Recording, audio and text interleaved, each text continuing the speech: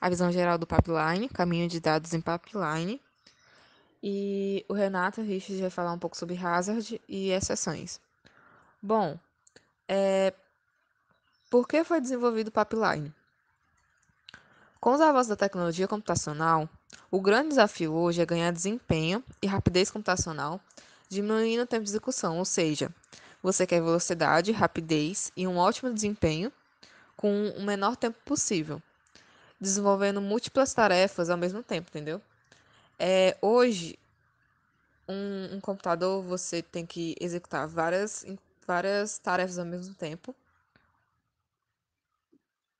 para agilizar, né, o tempo. E uma das formas que foi inventada para fazer isso foi o paralelismo de instruções. Aí, o que é o paralelismo de instruções? No próximo slide. O paralelismo de instruções é a execução de mais de uma instrução ao mesmo tempo pela CPU.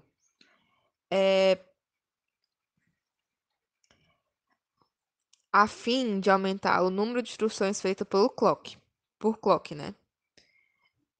Mas como a gente pensaria em fazer isso? Se é paralelismo, então uma das ideias era colocar vários processadores em seriados, um do lado do outro, fazendo vários processos ao mesmo tempo. O primeiro fazia um processo, o segundo fazia outro processo, o terceiro fazia outro processo. Na mesma máquina, no caso, né? Só que houve um grande erro, porque isso não pode acontecer, porque ocasionalmente ocorre uma perda de qualidade da instrução, da execução também, e um dos processos pode ser até mal executado em um dos processadores ou em todos, porque não há comunicação visível entre um processador e outro, entendeu? Aí, para fazer esse ganho de desempenho, utilizando múltiplas tarefas, foi criado o pipeline. E o que seria o pipeline? O pipeline é uma técnica que ela foi implementada pela Intel inicialmente, utilizada em processadores RISC, que consiste, né, em dividir o processador em vários estágios distintos, em 5 estágios distintos. Para entender melhor, vamos usar um exemplo. Como a gente prepara um sanduíche? Bom, os passos a gente sabe que são preparar o pão, cortar o pão e passar os molhos, né? Preparar o recheio e montar o sanduíche.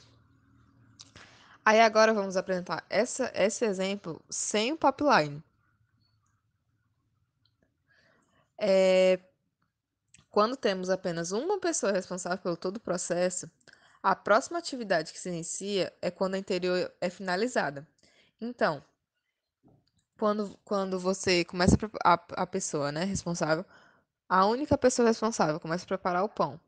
Ela vai preparar o pão. Quando terminar, ela vai preparar o recheio. Quando terminar, ela vai montar o sanduíche. Isso ocorre em um certo espaço de tempo. Vamos pensar que é 3 espaços de tempo. Ou seja, né? A pessoa vai utilizar 3 espaços de tempo. Agora, usando a técnica do pipeline, nesse exemplo aí. Agora, se a gente tivesse um grupo de pessoas que cada um tivesse responsável por uma etapa de preparação do sanduíche, poderíamos executar cada etapa em paralelo, porque uma pessoa ia preparar o pão, uma pessoa ia preparar o recheio e outra pessoa ia montar o sanduíche no mesmo tempo, assim poupando tempo e tendo mais eficiência do que a ideia sem pipeline. Tipo, em três tempos, com a ideia do sem pipeline, você podia montar 3 sanduíches com o pipeline, entendeu?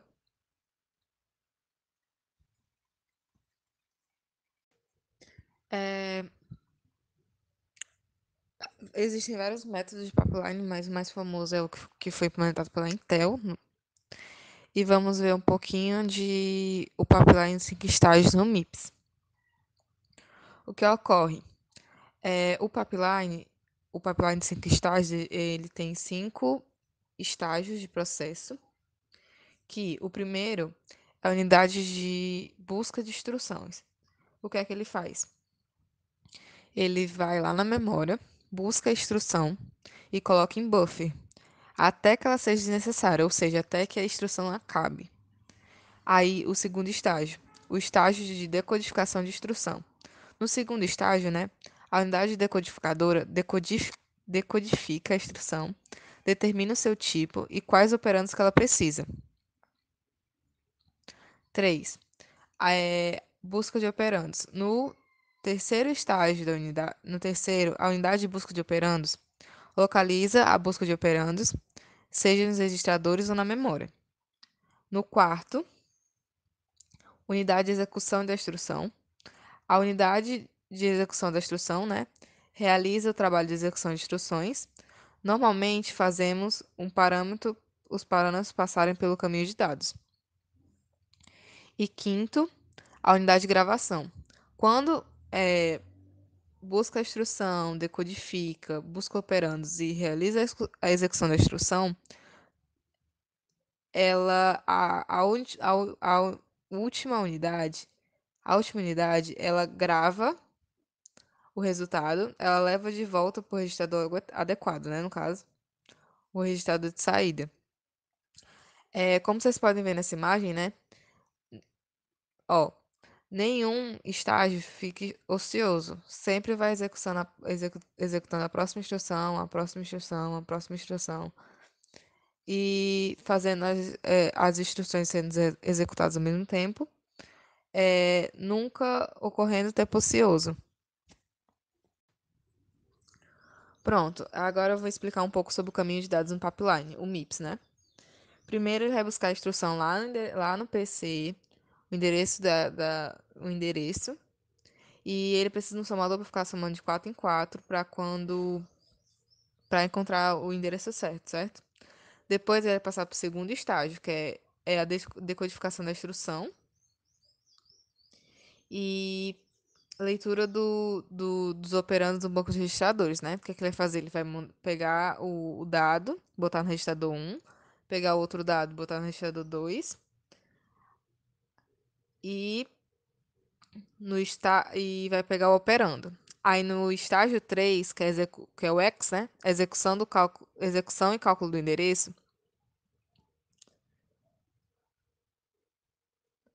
ele vai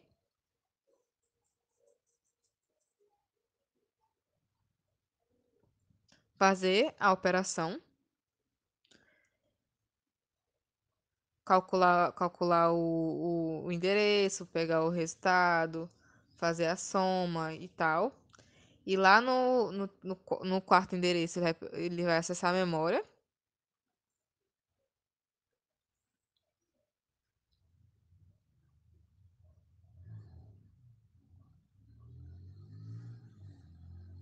e vai escrever. E o terceiro é a escrita no banco dos registradores, né? Ele vai voltar lá pro segundo estágio e vai lá no registrador, que vai ser o registrador final, que vai ser escrito o resultado. Bom, meu nome é Renato Richard. Dando continuidade ao que a Beatriz falou, a gente continua em hazards, que trazendo para o português significa perigos. Ele ocorre quando uma instrução depende do resultado de outra instrução que ainda está no pipeline. Este tipo de dependência é originado da natureza sequencial do código em execução, cuja ordem normal é alterada dentro da pipeline. Existem três tipos de hazards: os estruturais, os de dados e o de controle. Os hazards estruturais acontecem quando duas ou mais instruções sobrepostas no pipeline tentam usar o mesmo recurso de hardware ao mesmo tempo. Por exemplo, se um processador possui memória compartilhada entre dados e instruções, em um momento em que o estágio MAM, que é a memória de referência, né, e o estágio IF busca uma instrução, ficam sobrepostos no pipeline, ocorre um hazard estrutural.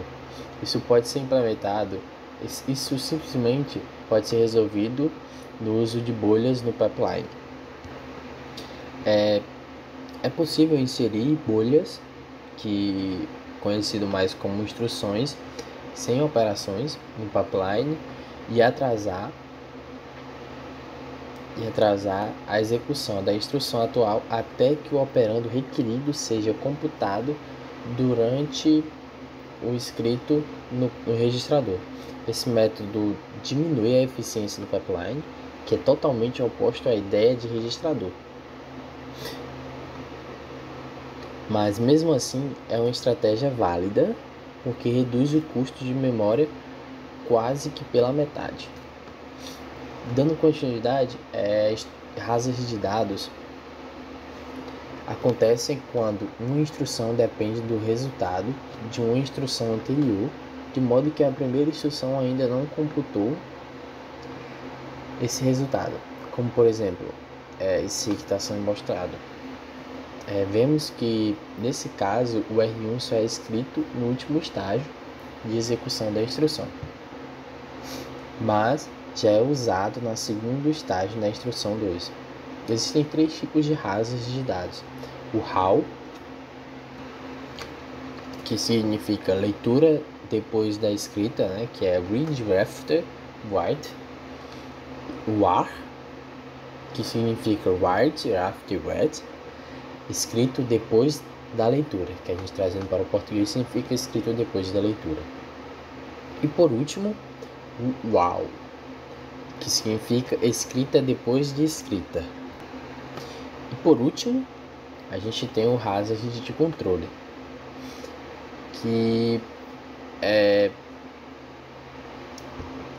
um dos mais comuns de ser relacionado a desvio de fluxo.